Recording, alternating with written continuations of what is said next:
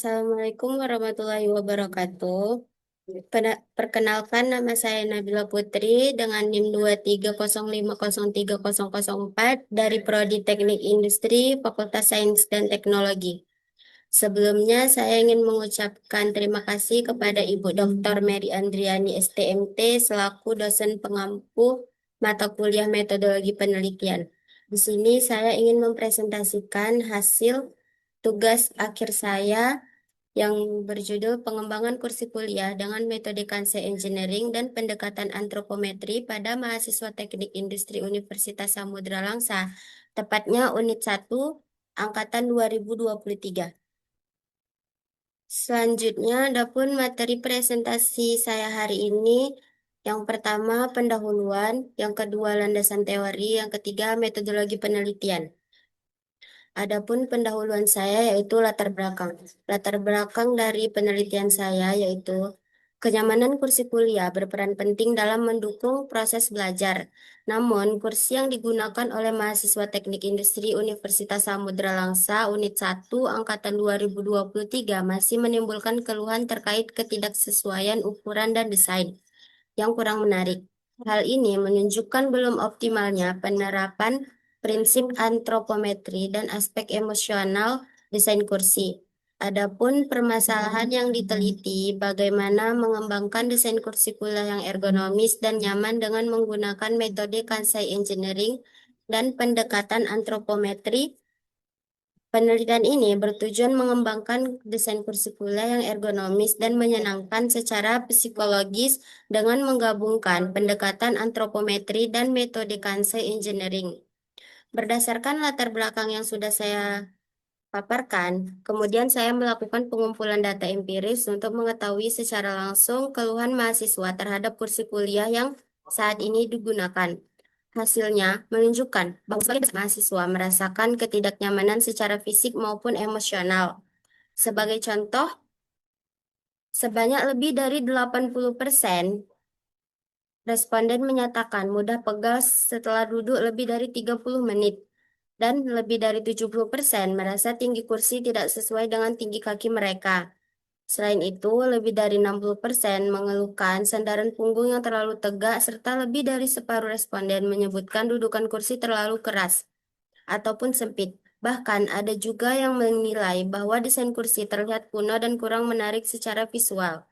Temuan ini semakin menegaskan bahwa kursi kuliah yang ada saat ini belum memenuhi prinsip emosional berdasarkan Kasai Engineering, sehingga dibutuhkan desain ulang yang lebih sesuai dengan kebutuhan mahasiswa.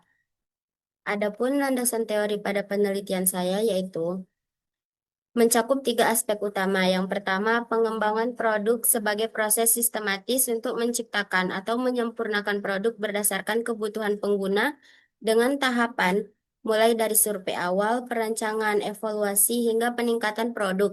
Yang kedua, Kansai Engineering merupakan metode desain yang menerjemahkan persepsi emosional pengguna seperti kesan nyaman, modern, atau menarik ke dalam elemen desain produk.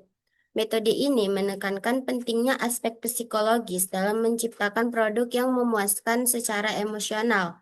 Yang ketiga, antropometri, membahas pengukuran dimensi tubuh manusia sebagai dasar dalam perancangan produk ergonomis, agar produk sesuai dengan ukuran dan postur mayoritas pengguna. Ketiga konsep ini saling mendukung untuk menghasilkan desain kursi kuliah yang fungsional, nyaman, dan emosional. Adapun metodologi penelitian saya yaitu yang pertama jenis penelitian. Jenis penelitian saya termasuk jenis research dan and development yang bertujuan mengembangkan desain kursi kuliah berbasis ergonomi dan kenyamanan emosional. Penelitian ini dibatasi hingga tahap desain, tidak sampai produksi massal, serta menggunakan pendekatan metode kuantitatif dan kualitatif. Yang kedua yaitu subjek penelitian. Subjek penelitian saya yaitu mahasiswa Teknik Industri Universitas Samudra Langsa Unit 01 Angkatan 2023 yang berusia 18 sampai 25 tahun, baik laki-laki maupun perempuan. Adapun objek penelitian saya yaitu Kursi kuliah yang digunakan mahasiswa dengan fokus pada pengumpulan persepsi emosional, kata kansai, dan data antropometri untuk perancangan ulang desain. Adapun variabel penelitian saya. Variabel penelitian itu terbagi dua, variabel independen dan variabel dependen. Adapun variabel independen yaitu variabel bebas. Dalam penelitian saya, variabel independen itu yang pertama ada data antropometri mahasiswa seperti tinggi duduk, lebar bahu, lebar pinggul, dan sebagainya. Data ini digunakan agar desain kursi benar-benar sesuai dengan ukuran dan postur tubuh mayoritas mahasiswa. Yang kedua, katakan saya, yaitu persepsi emosional mahasiswa terhadap kursi, misalnya kata nyaman, modern, aman, atau mudah dipindahkan. Kata-kata ini diterjemahkan ke dalam elemen desain kursi. Yang kedua, yaitu variabel dependent atau variabel terikat. Dalam penelitian saya, variabel dependennya adalah desain kursi kuliah yang ergonomis dan nyaman, yang merupakan hasil dari penggabungan antara data fisik atau antropometri dan data emosional atau kansai. Jadi, kursi yang dihasilkan bukan hanya pas secara ukuran, tapi juga menyenangkan dan disukai oleh pengguna.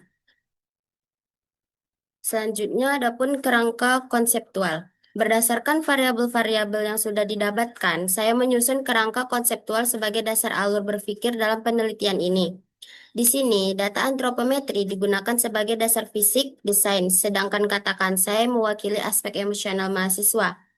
Kedua jenis data ini dianalisis dan digabungkan menggunakan metode Kansai Engineering dengan pendekatan antropometri dan analisis statistik untuk menghasilkan desain kursi kuliah yang ideal. Desain kursi yang dihasilkan mencakup berbagai aspek seperti dimensi kursi, bentuk kursi, material kursi, fitur tambahan, dan aspek keamanan. Yang terakhir yaitu langkah penelitian. Dalam penelitian saya diawali dengan observasi lapangan dan studi literatur untuk merumuskan masalah dan tujuan. Data dikumpulkan melalui wawancara, kuesioner, dan pengukuran antropometri mahasiswa. Data emosional dianalisis dengan metode Kansai Engineering, sedangkan data tubuh dianalisis dengan uji statistik dan persentil. Hasil analisis digunakan untuk merancang kursi kuliah yang ergonomis dan sesuai dengan kebutuhan fisik serta emosional mahasiswa.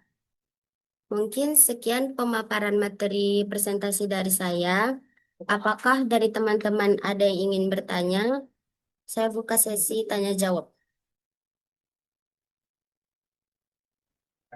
Baik, Saya Siti Aisyah, izin bertanya. Mengapa kamu memilih metode ini dalam penelitian kamu? baik. Terima kasih pertanyaannya. Izin menjawab pertanyaan dari Siti Aisyah. Saya memilih metode ini dalam penelitian saya karena metode Kansai Engineering dan pendekatan antropometri dapat menggabungkan aspek emosional dan fisiologis pengguna. Kansai Engineering membantu menangkap kesan dan perasaan mahasiswa terhadap kursi, sedangkan antropometri memastikan ukuran kursi sesuai dengan dimensi tubuh penggunanya. Kombinasi kedua menghasilkan desain kursi kuliah yang lebih ergonomis, nyaman, dan sesuai kebutuhan mahasiswa. Mungkin sekian jawaban dari saya, apakah dapat diterima? Ya, dapat saya terima. Izin bertanya. Iya, Perkenalkan, nama saya Ziska Faradiba. Ingin bertanya, mengapa penting menentukan populasi dan sampel dalam penelitian ini? Sekian, terima kasih. baik, terima kasih atas pertanyaannya Ziaziska Paradiba. Saya akan menjawab pertanyaan dari Ziaziska Paradiba. Mengapa penting menentukan populasi dan sampel dalam penelitian saya? Karena populasi menunjukkan siapa yang diteliti secara keseluruhan, dan sampel adalah bagian yang mewakili populasi. Dengan sampel yang tepat, hasil penelitian bisa digeneralisasi dan tetap efisien dari segi waktu dan biaya. Dengan memilih sampel yang tepat, peneliti bisa memperoleh data yang valid dan relevan tanpa harus meneliti semua anggota populasi.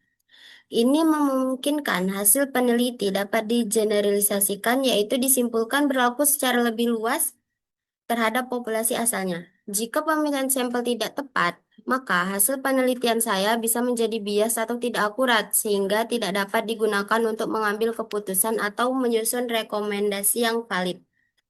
Mungkin sekian jawaban dari saya. Apakah dapat diterima?